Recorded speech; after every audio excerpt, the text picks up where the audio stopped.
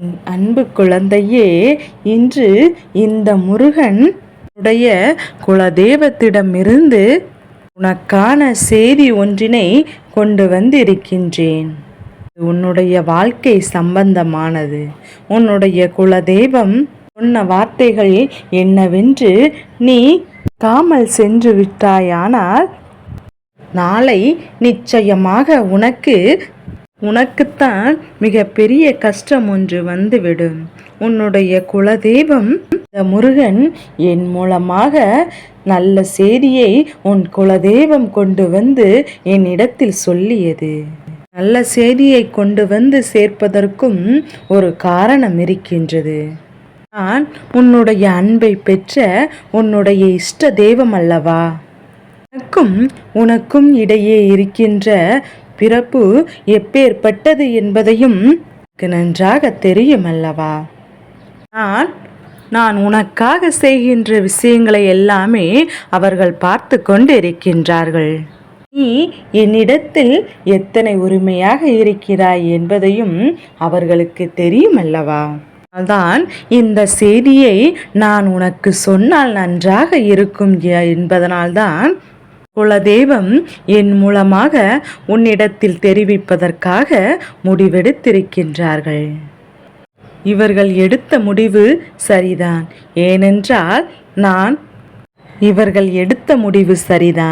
ஏனென்றால் நினைத்த விஷயங்களையும் சேர்த்துதான் அவர்கள் என்னிடத்தில் சொல்லியிருக்கின்றார்கள். படி உன் வாழ்க்கையில் நான் இதனை சேர்க்கும் போது நிச்சயமாக உனக்கென நடந்த ஒவ்வொரு விஷயங்களையும் கொஞ்சம் கொஞ்சமாக உன் வாழ்க்கையில் நல்ல மாற்றங்கள் நடக்கப் போகின்றது. இந்த முருகனின் அன்போடும் அருளோடும் உனக்கான நல்லது எல்லாம் சரியாக பெற்றுக்கொள்ளப் போகிறாய் என்பதனை முதலில் நீ புரிந்து கொண்டால் போதும். என் குழந்தையே, என் மீது நம்பிக்கை கொண்ட உன் குலதெய்வம் இதனை சொல்லும்போது அவர்கள் கண்கள் கலங்கிதான் போனார்கள். ஏனென்றால் இன்று உன் அப்பன் உனக்கு தெளிவாக நான் சொல்கின்றேன். நீ கவனமாக கேள். வார்த்தைகளை தெளிவாக கேட்டு பழகு. அமைதியாக கேள். எந்த ஒரு விஷயத்தையும் அரைகுறையாக கேட்டு நீயாக ஒரு முடிவினை எடுத்து விடாதே. ஏனென்றால் அரைகுறையாக கேட்கும்போது அதற்கு முடிவு என்னவென்று அது தெரியாமல் போய்விடும். அதனால் எதையுமே என் குழந்தை நீ முழுமையாக கேள். அதன் பிறகு எந்த ஒரு விஷயத்தையும் தெளிவாக செய்ய வேண்டும் என்பதனையும் நீ புரிந்து கொள்ள வேண்டும். குலதெய்வமானது நீண்ட காலமாகவே உன் வாழ்க்கையில் உனக்குரிய ஒரு பிரச்சனையிலிருந்து உன்னை மீட்டெடுக்க போராடி கொண்டிருக்கின்றது. ஆனால் அந்த போராட்டம் இப்போது முடிவுக்கு வந்துவிட்டது. அதனால் அதை மட்டுமல்ல, உன் வாழ்க்கையிலும் உனக்கு உன் குலதெய்வம் செய்திருக்கின்ற பல நன்மைகளை மட்டுமல்ல, வரக்கூடிய சில கஷ்டங்களையும் சேர்த்துதான் உனக்கு சொல்லி இருக்கின்றார்கள். அப்படி என்ன நடந்திருக்கின்ற உன் வாழ்க்கையில் என்று நீ யோசித்து கொண்டிருக்கின்ற இந்த தருணத்தில் இந்த முருகன் சொல்வதை கேட்டு சற்று அமைதியாக கேள். தேவையில்லாத கவனத்தை மட்டும் திசை திருப்பி விடாதே. அவர்கள் அதை பேசுகிறார்கள், இவர்கள் இதை பேசுகிறார்கள் என்று உன் கவனத்தை திசை திருப்பி விட்டால் நான் சொல்ல வருகின்ற எந்த விஷயங்களுமே உனக்கு ஒரு நாளும் புரியாமல் போய்விடும் என்பதை நீ புரிந்து கொள்ள வேண்டும். என் பிள்ளையே, உன் அப்பன் நான் எப்போதுமே உனக்கு எந்த ஒரு விஷயத்தையும் தேவையில்லாமல் உன் கைகளில் வந்து கொண்டு சேர்த்தது கிடையாது. எது உனக்கு உன் வாழ்க்கைக்கு தேவை, எது உன் எதிர்காலத்திற்கு தேவை என்று புரிந்து கொண்டு அதை மட்டும்தான் நான் குலதெய்வ வாக்கு வாழ்க்கைக்கு அத்தனை முக்கியமானதல்லவா? நீ என்னவோ வணங்கவில்லை என்றாலும் பரவாயில்லை.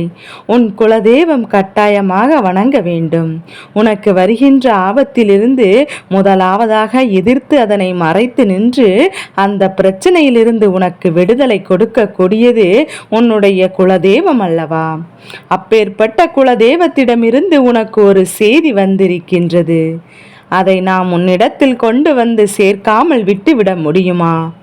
என்ன நடந்தது, எதனால் நம் குலதெய்வம் வந்தது என்று யோசிக்கின்றாயா? முருகன் சொல்ல சொல்ல என்னவென்று புரிந்து கொள். என் பிள்ளையே, உன்னுடைய வாழ்க்கையில் சில காலமாக ஒரு சில விஷயங்கள் நடந்து கொண்டிருக்கின்றது. என் தங்க பிள்ளையே, எல்லோருக்குள் உன் வாழ்க்கையை பற்றிய சிந்தனைகள் தான் ஓடோடி கொண்டிருக்கின்றது. சத்தமிட்டு வாழ்க்கையில்தான் எந்த ஒரு விஷயத்துமே பேசியது கிடையாது. ஆனால் இன்று இருக்கின்ற சூழ்நிலையில் யாரிடத்தில் என்ன பேசினாலும் கடைசியில் பதில் என்னவோ நமக்கு கண்ணீர் சிந்தும் வகையில் சத்தத்தோடு என்று வருகின்றது. ஏன்தானோ என்று புரியாமல் அதற்காகவே கண்ணீரை வாழ்க்கையில் அதிகமாக சிந்தியவர்கள் ஏராளம். உன் குலதெய்வம் உன்னுடைய குடும்பத்தில் இருக்கின்ற எத்தனையோ பேரின் மனதில் இருக்கின்ற எண்ணங்களை சுற்றி சுற்றி பார்த்து புரிந்தது. ஒரு சிலர் மட்டும்தான் எப்போதும் போல சாதாரணமாக இருக்கின்றார்கள்.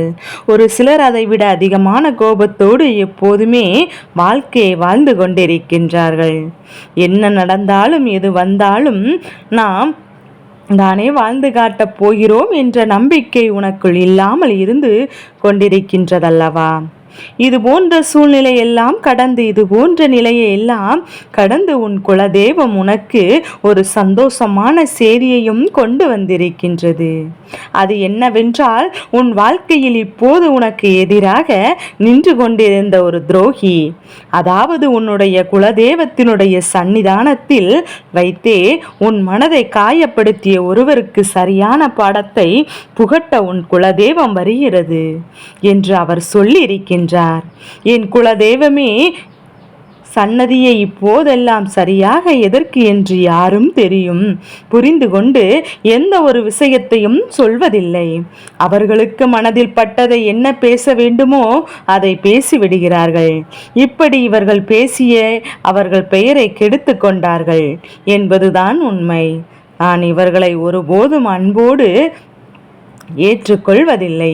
இவர்கள் நடந்து கொண்டிருக்கின்ற விதங்கள் எல்லோருமே ஒரு பொழுதும் என்னால் ஏற்றுக்கொள்ள முடியாததாக இல்லை என்றும் உன் குலதெய்வம் சொல்லியிருக்கின்றது. என் பிள்ளையே, உன் குலதெய்வத்தை சற்று சாதாரணமெல்லாம் நினைத்துவிட முடியாது. தன் பிள்ளைக்கு நல்லது நடக்கும் வரை அமைதியாக இருப்பார்கள். ஒரு சிறு துன்பம் வந்துவிட்டது என்றால் கூட அவர்கள் பொங்கி எழுந்து விடுவார்கள் என்பதுதான் உண்மை. என் பிள்ளையே, அப்பன் சொல்கின்ற வார்த்தைகள் உனக்கு புரிகின்றதா? உன் குலதெய்வம் என்ன சொல்கிறது என்று தெரிகின்றதா? உனக்கு துன்பத்தையும் கஷ்டத்தையும் கொடுக்கின்றவர் அவர்களுக்கு உன் குலதெய்வம் தண்டனை கொடுக்க போகின்றது. என் தங்க பிள்ளையே, அதுவும் அந்த தண்டனை சாதாரண தண்டனையாக இருக்கக்கூடாது.